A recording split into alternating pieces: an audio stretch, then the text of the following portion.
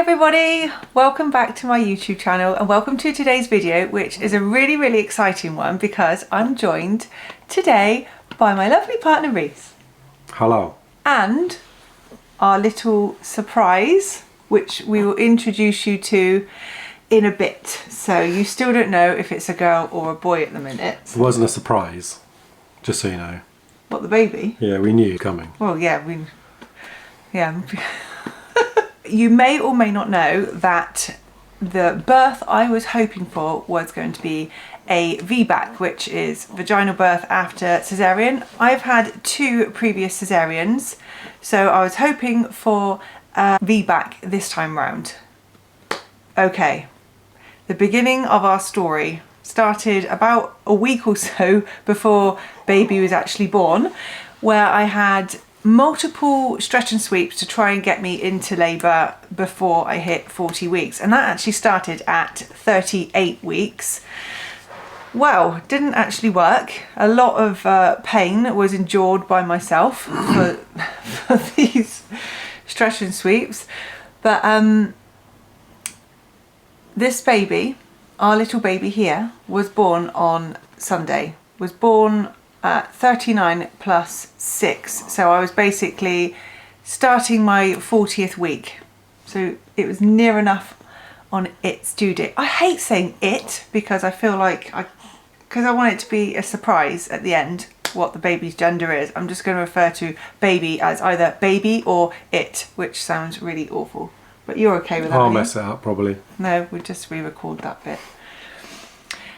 So I had been to the hospital on the Saturday for a stretch and sweep, and previous to that they were always really happy with how I was progressing. They always said, oh, you're about 1 to 2 centimetres dilated, things like that, which was so positive to hear, and that cervix had come down really low. I know this is all a bit squeamish, I'm sorry Rhys, but you were there, so I was there. You know what happened. Saturday she said, oh, I can't reach your cervix, it's gone all the way back up, which was so disappointing for me, which you could tell as well, because I was thinking, well, I thought I would be starting labour soon, especially with things progressing the way they did. Anyway, long story short, it's actually going to be a long story, let's face it. So that was a Saturday. Early hours of Sunday morning, I woke up. It was cold. It was not cold. It's actually quite warm. We actually had a little mini heat wave. But anyway, I woke up and I could feel pains, contractions. I was thinking that they might be contractions. And I didn't say anything to Rhys because I wanted him to have a good sleep. Because, you know, nice like that. And then in the morning, you know, at wake up time, I was thinking, sorry, this is going around the houses, isn't it? What are you looking at that for? Who says wake up time? Me. At wake up time. After everyone else has had their wake up time. So when we got up, I said, I think this is happening. I think I'm in early stages of labour. And we were timing them, and Rhys was like, okay, you're going to have to ring your mum because she's going to have to come over earlier. We were going to the hospital anyway because I was going to be strapped up to the CTG machine just to check everything was okay. But we ended up going a little bit earlier than the appointment because I was pretty sure that I was starting to be in early labour. Right, so we've left the house. We're on our way in our car. What? How long is this going to be? It's going to be as long as it is. We've left the house, we're in our car. We're in our car, we're driving to the hospital, and I'm still timing my contractions, and they're about 15 minutes apart at this point. No, they're not. No, it's shortened. It was like really 5 minutes sometimes, and then 4 minutes. So I go and see the midwife, and she straps me up to the machine, and it's clearly showing that I'm having contractions. And she said, walk around the hospital for a bit. I think we went, did we have something to eat? I can't remember. Yes. No, we didn't because it was early. Or was it? No, we did. Did we? Because they said spend a couple of hours in the hospital, and if you're still like this, long, was it? yeah. No, we did have something to. Do you know, I can't remember. We had quite a lot at the hospital, so it's difficult.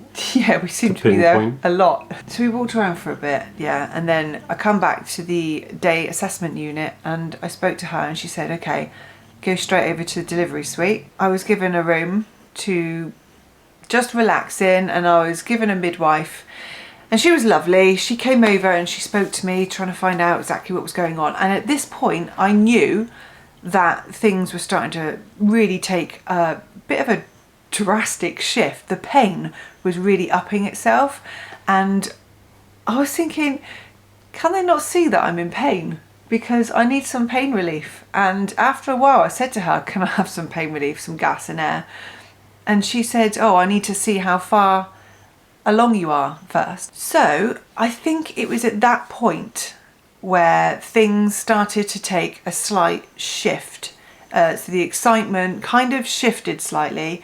She did an examination and she said, there's something, I can feel something. I feel like we were in there for a bit longer than that. Like we went through the motions first. What do you mean? Like there was a lot of gas and air for a while. No, this was in the examination bit before we went to the delivery suite, because she said, I need to get you scanned. And that's when we went to the delivery suite. We were waiting for somebody to come along. It started pretty early. It did. When, okay, this is how I remember it. We went in, day assessment. Yeah. Got assessed. Went for a walk. Yeah. Asked the day assessment what we were going to do. They said go straight over to the birthing suite. Yeah. They gave us a room. Yeah. So we were in the room. They were still doing things that were normal things. You know, it wasn't immediately like, right, let's assess. Oh, there's something. There was things first. I'm sure there were things first. Right. So the way I remember it is the lady, I don't want to say her name because they don't like you to film or anything in there. So I just call her my midwife. She had to fill out some paperwork. So that seemed to be going on for a long time. She had to read about my history, what was going on, just general catching up on me, basically, trying to understand where I am in my pregnancy, what's going on, if there's any risks, etc., which obviously is, because I've already had 2 cesareans and I'm an old lady now. And then she wanted to do an examination to find out how far along I was. And it was at that point where she said, I can feel something on your baby's head. And we were all like, what? She said, I want to get somebody else to examine you. And somebody else come in, another midwife, obviously. She came in and she said, we need to arrange a scan. And I was contracting quite a lot at this point, and I said, look, I need some pain relief. And she said then that we were going over to the birthing suite anyway, will get me a room. See, I thought that happened in the birthing suite. No, that also happened in. So we went across to, because I remember I didn't have any, I couldn't even take my trousers off. You had to do it. I don't think we went back into the day assessment. We didn't go back into the day assessment. So we were already in the birthing suite then? Yeah, but there's 2 different rooms. There's an assessing room, and then you move over to the birthing room. Because the assessing room... I thought we went straight into a room. No. Because I think I said to you, I think this is the room when we had the twins, we went in. Maybe. Because when you go in to the left... Maybe. And there's lots of rooms with 4 beds in, and then you have the birthing rooms, which they showed us around, because you've got pools and stuff. That's cool. Let's just go with that then. Let's ignore me. No, don't ignore you. I mean... No, I think I might... just jumped it a bit. There's an element of me remembering that and not. Because... I remember being in the room. Okay, this will jog your memory. This will jog your memory.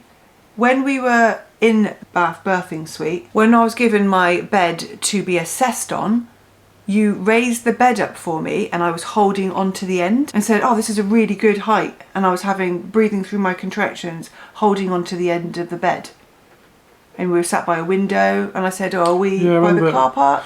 I remember being by the car park.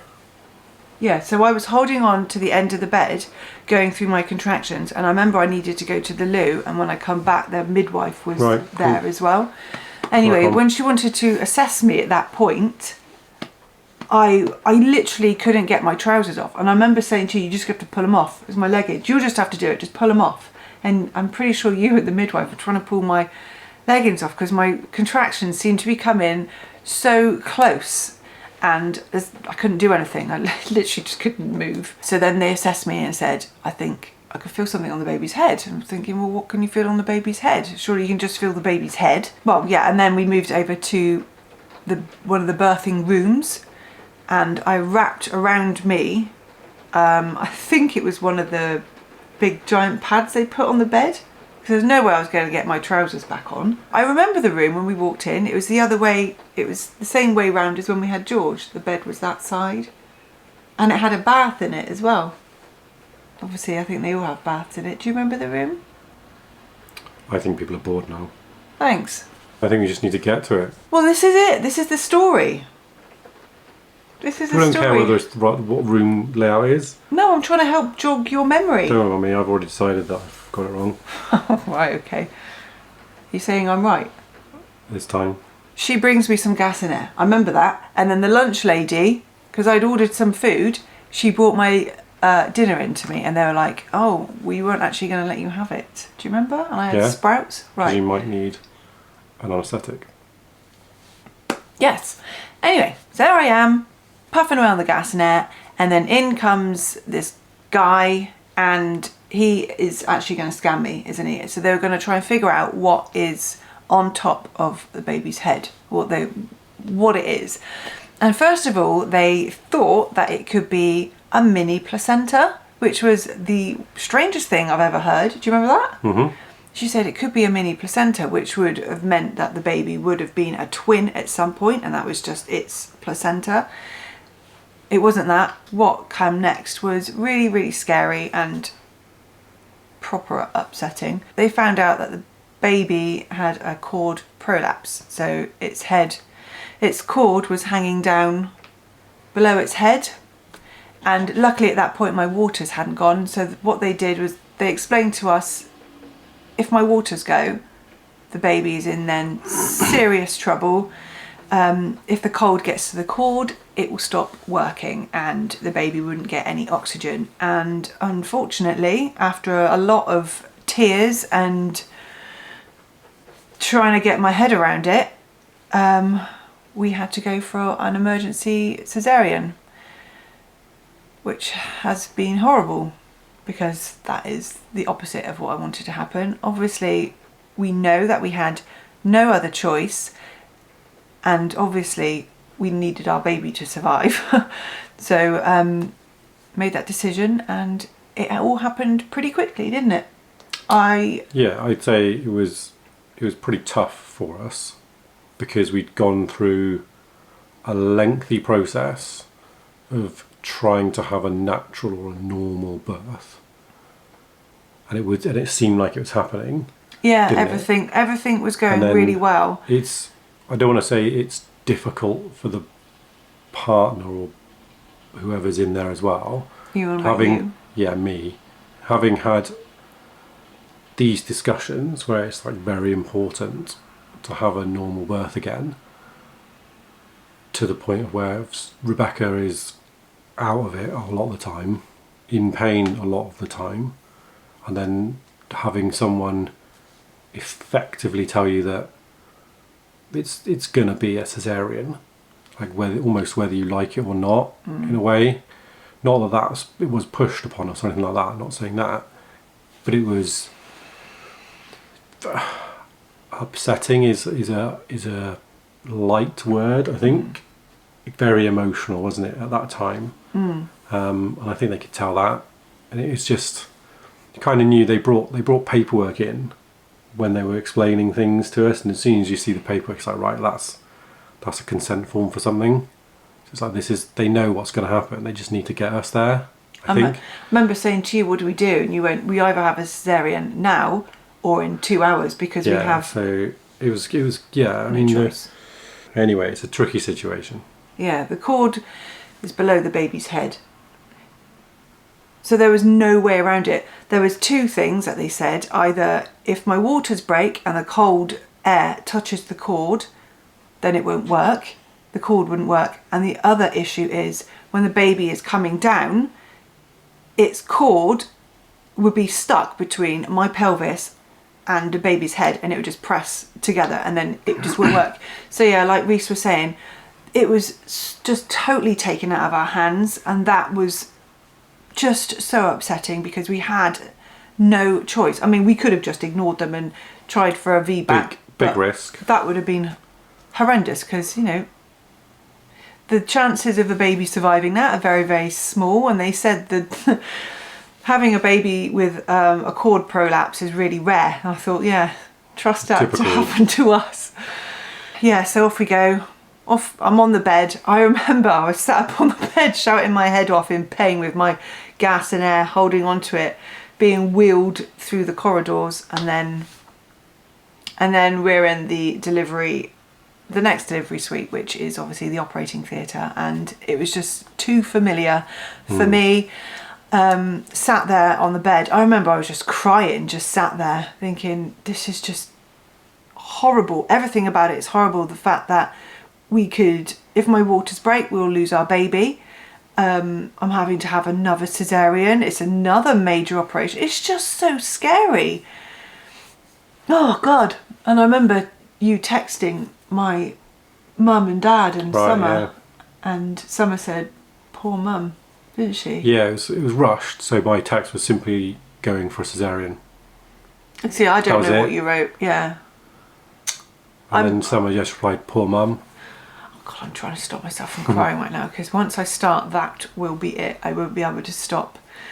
But this, I mean, it takes away from, I guess, what we wanted to have. But the process itself was fine. But there's I can't fault anyone in the medical team or anything like that. They were all very good at what they were doing. They kept us pretty calm. The anaesthetist was really, really friendly, quite chatty with me. They all kind of were, because you just sit there like a spare part, really. They were pretty good. You weren't a spare part. You were very much needed by me, and I was so. And this might sound silly, but every time I couldn't see Rhys, I used to panic, and I would just say, "Don't go too far." Even when you had to get changed into your scrubs, it's like, "Don't leave me." I am led there, numb, sheet up again. Rhys right here, close to me, and I said to them, when you give me the baby, please make sure you don't rub it down, because I want it to be all covered in its gunk and goo and everything. And also, I would like Rhys to tell me the sex of our baby. It's really important that this happened. And you also want to cut the cord. And I really like that idea of Rhys cutting the cord. You did for George, and I think you did for the other two. Yeah. I think you did for Rosalie as well. I think I cut a cord that was already cut. So it's called a trimmed cord. Yeah. So you cut it down. You still cut it, yeah. Yeah. I remember them saying, okay, you're going to start feeling the washing up. And I'm just thinking, okay, I know this is happening now. If you've had a cesarean before, you'll know what I mean. It is the strangest sensation ever to feel this movement. You can feel all the pressure, but you can't feel any of the pain. It's bizarre. And then we heard our baby cry. Yeah, it's a very surreal. It's not a surreal moment. It's I'm not saying I'm a hard man or a steely, unemotional person or anything like that. Some may argue differently, but it's just it's one of those moments that just switches the switch, and you kind of just go. Whoa. When we heard the baby cry, yes, it was a relief. That first cry. It was an absolute relief, and everything melted away. All the worry, all the upset. Yeah, it's just like a little bell that says they're fine. Yeah, baby's fine. So baby gets pulled out. They pull the sheet down, and you. Then I have to try and identify whether it's a boy or a girl when they're holding it. I can't really do that with the cord down. Yeah, and between the legs. It's like. And then I was like, I think it's and then someone adjusted, and it was like, it's very obvious it is a boy. It's another boy. Another boy. Third boy. We have Here he is. an absolutely Let's have a little look. beautiful boy. He's got a bit of spots at the minute, but he's still pretty cool. Yeah, he's got a bit of baby acne, but this is our little man. There he is. Say hi. Oh, look at Sleeping. him. Just like his mum. Oh, I wish I could. I would love to sleep right now. But I can't because we're filming this. So this is baby Leo. Baby Leo. And Little Leo. yeah, little Leo, who we keep calling George constantly. Because he's so close to George being born. Yeah. George was the baby. Yeah. And I think He it's still is the baby. because we had twins, and then we had a singleton, which is a boy, which is George, and then we've had another singleton, which is a boy. We keep calling him Keep George. calling him George, and then Rosalie will constantly correct us. Yeah. She'll say, it's not George, it's Leo.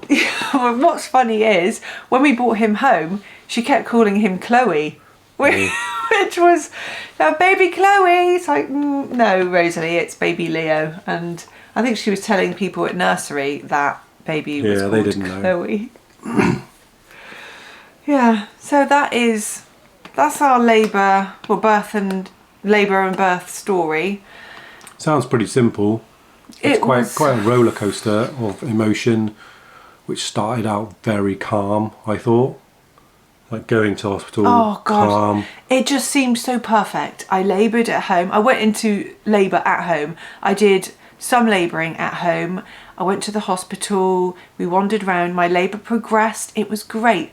When I was on the machine listening to Leo's heartbeat, they were so happy with the contractions that he was recovering each time from each contraction, because with George he didn't, and that's why we had an emergency cesarean for him. But unfortunately with the cord prolapse there is nothing anybody could have done, and another midwife said to me, you're just lucky that you laboured where you did. Lucky that they spotted it in time, because they were on about saying, oh, we could easily pop your waters right now. God, could you imagine if, it's not even worth thinking about. But He's here. He's fine. He's here. He is absolutely amazing. He was 8 pounds 6.5 ounces born, and is long. He is long. He is so long. They said he's 57 centimetres. He's not that long, because we actually did measure him as well, and he's about 54, something like that, which is still quite long. But trying to fit him into his clothes, obviously he didn't fit into newborn clothes. He went straight into like 9-10 pound clothes just for the length. But yeah, so we are now a family of 7. Soon to be 8. No, I'm kidding. We are a family of 8. We've got a dog. If you've been with me through all of my pregnancy journey, thank you so much. Thank you for everyone that's actually been commenting on my video, and for the support that you have been giving me all the way through my pregnancy. You guys have been so good, and if you haven't actually watched any of my pregnancy content, there is loads. I will link it in the description box for you to go and watch it if you want to. Thank you so much for watching this video. Hope you enjoyed it. Give me a great big thumbs up if you did.